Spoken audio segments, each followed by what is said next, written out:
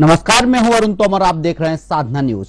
बदल रहा है भारत। इस बदलाव की वाहक बनी है वो महिलाएं जिनका नजरिया चौंकाता है, जिनके सपने अंधियारे को चीरकर रोशनी बिखेर रहे हैं। रोमांचित करने वाली और हर हाल में उठ खड़े होने की आस जगा देने वाली है इनकी ये कहानी। में उनका एक विषय ड्राइंग भी था। वह शुरू से ड्राइंग बनाती थी, लेकिन शादी के बाद घर परिवार की जिम्मेदारियों के चलते वह ड्राइंग में आगे की शिक्षा नहीं ले पाई। लेकिन उन्होंने अपने सपनों को खत्म नहीं होने दिया और सपनों को बरकरार रखते हुए जिम्मेदारी से फ्री होकर जैसे ही बच्चे बड़े हुए, उन्होंने अपनी इस कला को फिर से आगे बढ़ाया। फिर से लाख से पेंटिंग बनाना शुरू किया और आज उनकी बनाई हुई पेंटिंग काफी प्रसिद्ध है। साथ ही आपको बता दें कि द्रौपदी का कहना है कि वह हमेशा आत्मनिर्भर बनना चाहती थी और उनका यही कहना है कि हमेशा अन्य महिलाओं को भी आत्मनिर्भर रहना चाहिए और हर हाल में हर परिस्थिति का सामना कर अपने सपनों की उड़ान भरनी चाहिए। नमस्कार, आप देख रहे हैं साधना न्यूज और मैं हूं आपके साथ पूजा जोशी। हमारे खास कार्यक्रम घर की लक्ष्मी बेटी में आज हमारे साथ एक ऐसी आर्टिस्ट जुड़ी हुई है जो लाख से पेंटिंग्स बनाती है। स्वागत है मैम आपका हमारे चैनल में। नमस्कार मैम, थैंक यू।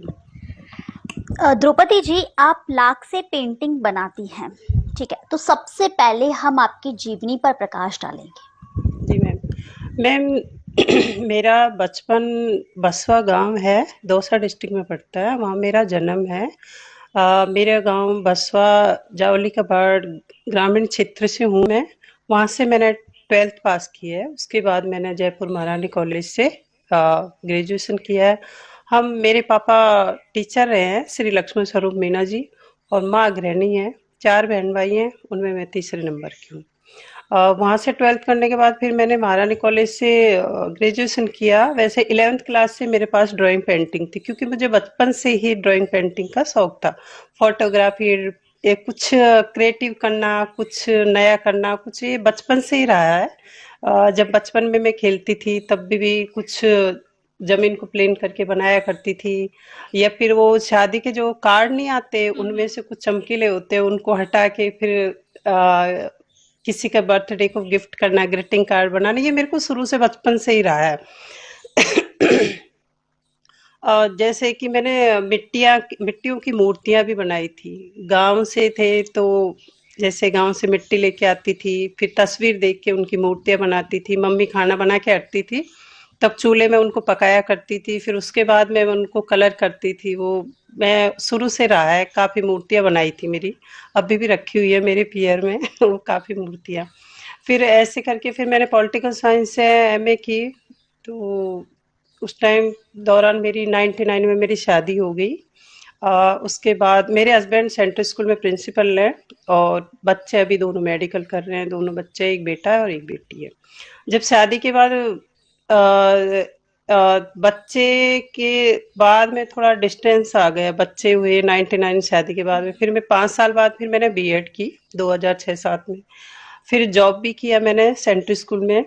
उसके बाद थोड़ा कहते हैं ना कि खुद की लाइफ से ज़्यादा थोड़ा बच्चों की तरफ, बच्चों का ध्यान देना ज़रूरी होता है, उनकी लाइफ सेट करना, उनकी तरफ ध्यान देना।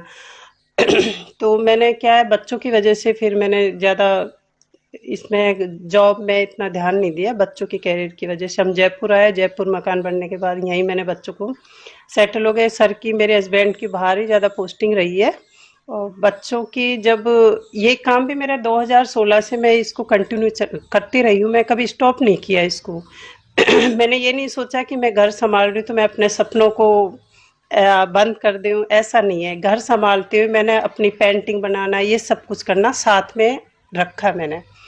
तो ये 2016 से जब बच्चे पढ़ रहे थे, जब मुझे टाइम मिलता था, तो मैं ये जो लैक आर्ट है मेरी, लाख की जो वेस्ट चूड़ियों से ये लाख की पेंटिंग बनती है, इसको भी मैंने कंटिन्यू रखा।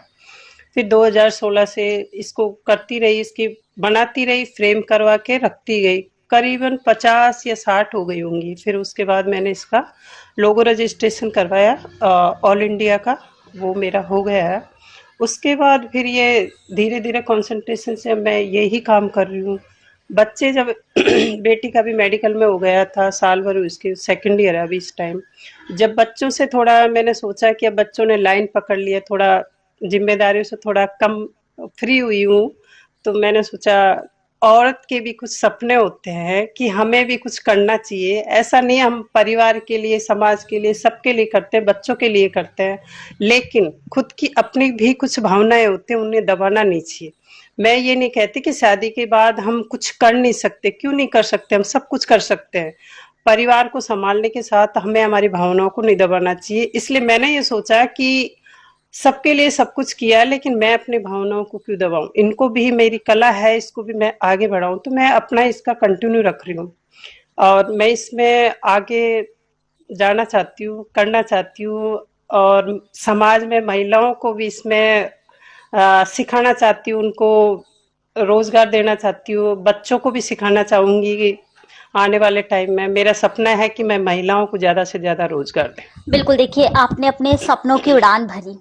आपने एक गृहिणी होने के बाद, एक परिवार में होने के बाद, एक माँ होने के बाद में, एक पत्नी होने के बाद में भी आपने अपने सपनों की उड़ान भरी। आपने अपने सपनों को जगह दी, क्योंकि जैसा कि आपने बताया कि मैं आत्मनिर्भर बनना चाहती हूँ और यही कहना चाहती हूँ कि सभी आत्मनिर्भर बने। बिल्कुल, तो आपने लाख से मूर्तियां बनाना शुरू किया। देखिए होता है यूं कि लाख से चूड़ियां तो जरूर बनाई जाती है, आपने भी सुना है, देखा भी है, लेकिन लाख से हम पेंटिंग बना सकते हैं, मूर्ति बना सकते हैं इतनी खूबसूरत। ये हमने आपसे सीखा या फिर आपसे देखा। देखिए बहुत अच्छी बात है, लेकिन आपने राजस्थान की संस्कृति और कला को भी बढ़ावा दिया है मूर्तियां बना करके।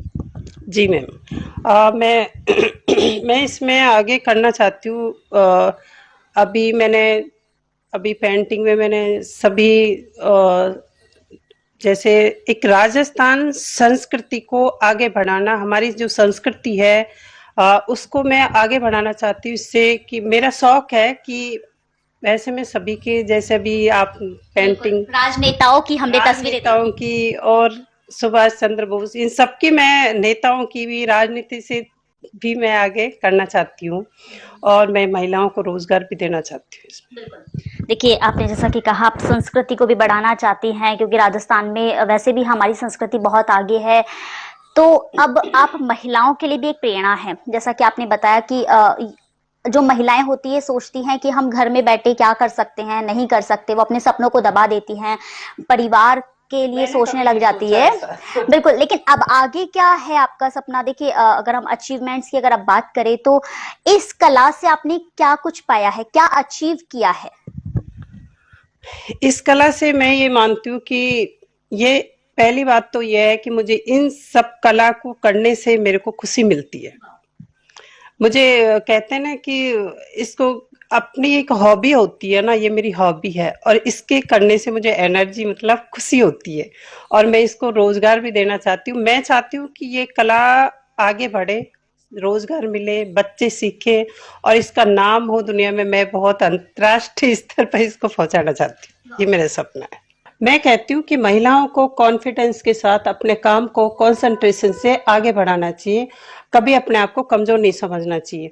मंजिल तो मिलेगी भटक कर सही, गुमराह तो वो है जो घर से निकले ही नहीं। हमें हिम्मत से आगे बढ़ना है, रुकना नहीं है, तभी हम आगे बढ़ेंगे। हमारे समाज में जब महिलाएं आगे बढ़ेगी तो हमारा समाज आगे बढ़ेगा। हम महिलाएं अगर शिक्षित हो तो हम एक समाज को, एक परिवार, समाज, हमारे देश का असर होता है, हमारे बच्चे हैं उनके ऊपर। इसलिए महिलाओं को हमेशा अपने काम को आगे बढ़ाना चाहिए और अच्छा करना चाहिए, हमारे देश के लिए, अपने घर के लिए, सबके लिए। तो आज के हमारे घर की लक्ष्मी बेटी कार्यक्रम में हमने आपको एक ऐसी शख्सियत और एक ऐसी आर्टिस्ट महिला से मिलवाया जिन्होंने ना सिर्फ लाख से अपनी मूर्तियां बनाई या अदर मूर्तियां बनाई, साथ ही महिलाओं को सशक्त का एक नारा भी दिया, एक संदेश भी दिया। आगे भी देखते रहिए साधना न्यूज। नमस्कार।